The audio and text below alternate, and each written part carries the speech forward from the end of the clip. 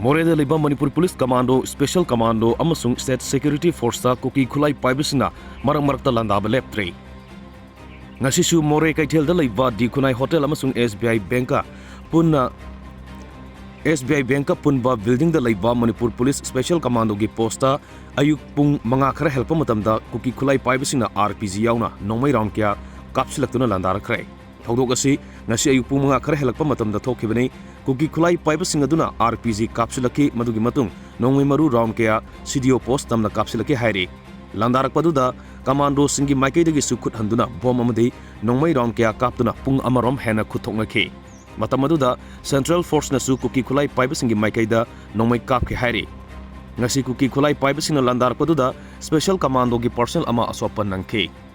Hojiksu Moreh kaithel da Security Force na akan basing thorang lokot pagaloina kuki khulai paibasing thengana ba sem saduna leire. Panbayai mamang sahi lisingani kunhumdogi December gi tang 38 da SDPO Moreh Singtham Anand Kumar bu sniping rifle season aduna kuki khulai paibasing na kaptuna hatkibani. Thodok adu da senava Philip Kaikholal khongsai amsung ke Molsang village ki sip Emkholal mate thasi ki tang 15 da Manipur Police Commando na Moreh dagi phakibani. Madugi matung ngarang duty magistrate Technopol da video conferencing gi kuthang da putholaba matung makhoi anibu numit mapani police custody remand lokthokibani.